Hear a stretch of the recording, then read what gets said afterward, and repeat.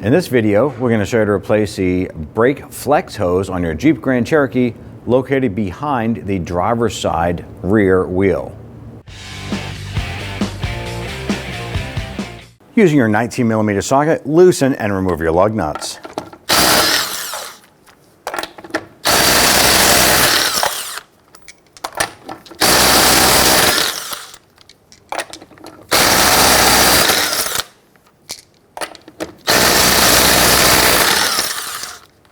Once you have the lug nuts removed, grab the wheel and set it aside. On the back side right here, we're going to find your flex hose. It attaches to the back side of the caliper, comes back here and goes to the hard line right here. Now there's a little clip right here that secures the flex hose to this bracket.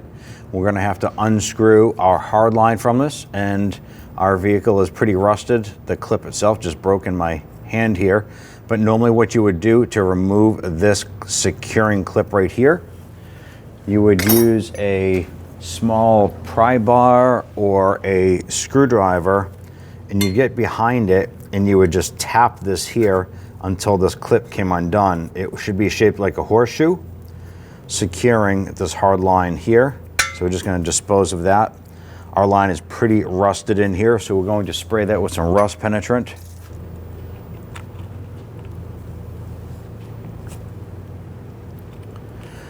The next thing we're going to do is use a 3/8 inch wrench and try and loosen that hard line right there from the flex hose.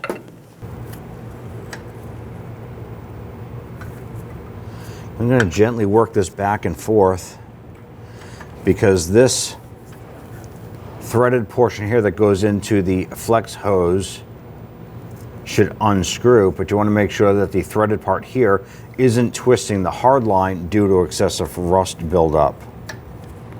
So what we're going to do is, you can see the hard line moving. What we want to do is kind of work this back and forth carefully to break that free. So after working this for a little bit and spraying it down with rust penetrant, we're able to break that free for the most part. We're just going to keep working at it.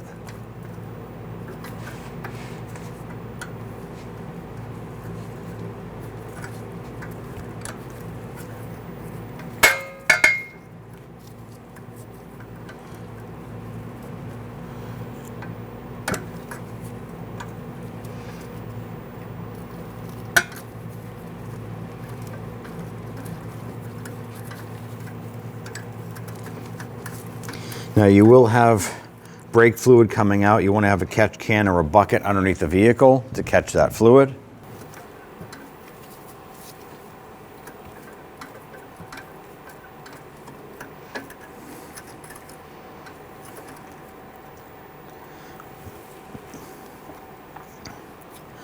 So what we're going to do in this instance here, because we don't want to break this metal line and this nut is still pretty rusted here, we're able to pull our flex hose through here.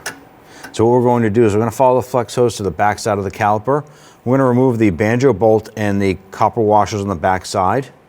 Then we're going to unthread this from the hard line, install the new hose, and then put this on the back of the caliper. And use our 14mm socket extension, our impact gun, and we're going to loosen this bolt here.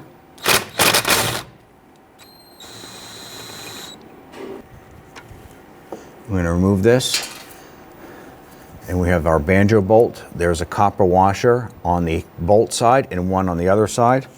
Our copper washer actually just fell off into the catch can.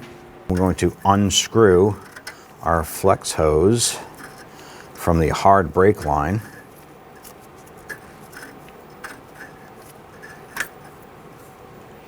I'm going to feed this up through, and I'm going to thread my line onto this here. I'm going to thread on as far as I can get it.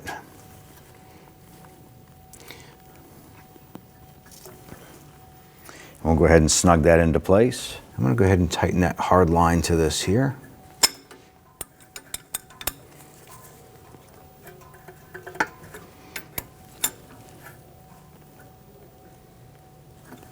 Take your banjo bolt, put the new copper washer on one side, put that through, put on the copper washer on the other side. Now making sure that the part of the block here has the ridge poking out at the bottom here on the block is facing inboard. I'm going to bring this around, get that bolt started on the back side of the caliper. Go ahead and tighten up that bolt on the back side.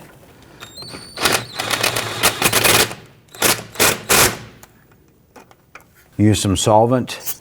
We're going to spray down both connections here.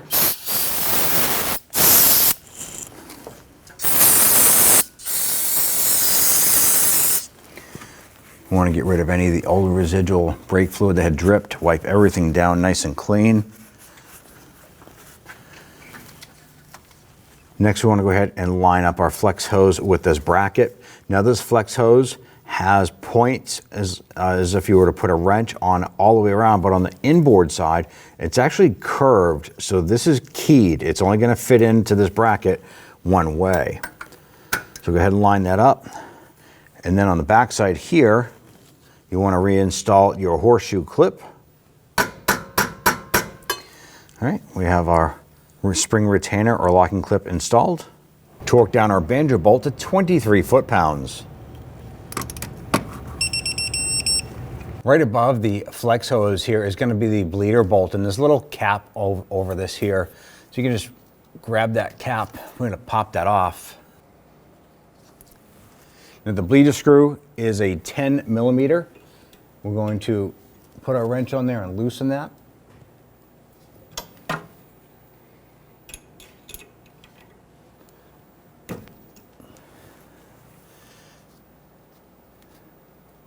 Now the purpose of doing this here is we're going to do a gravity bleed on our brakes.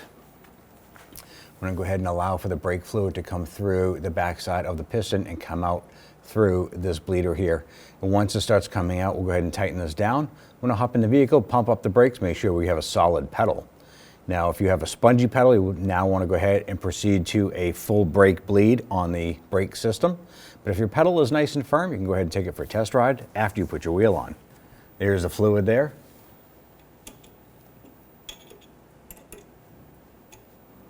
Go ahead and snug this down.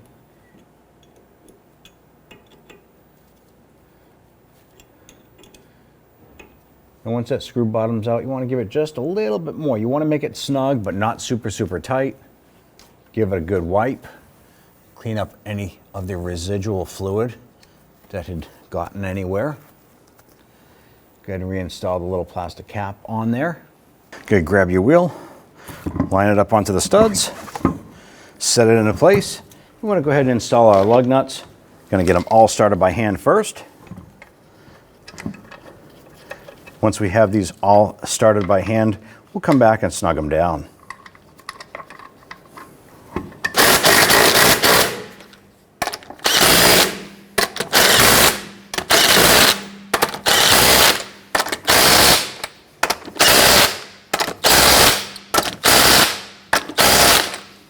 Torque the lug nuts to 100 foot-pounds.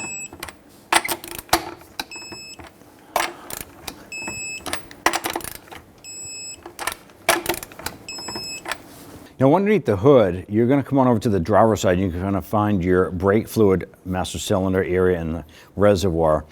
Now on the side, there's going to be a brake fluid level. There's going to be min and a max line. So what you want to do is you can see through this. You want to make sure that the fluid is full up to the max line there, because we did lose a little bit of fluid through the old caliper as well as bleeding. So in order to top this off, unscrew the cap, pop this up. Sometimes this little rubber cap might be extended out. You just want to go ahead and push that inside so it's nice and flush like so. And then add the recommended brake fluid from the manufacturer through this opening here. Once that's leveled off, go ahead and install the cap.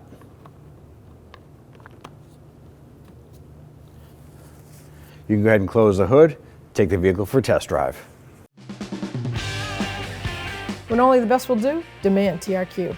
The only company that lets you view before you do. TRQ is committed to offering the highest quality aftermarket auto parts that are engineered for peace of mind. Thanks for using and viewing with TRQ.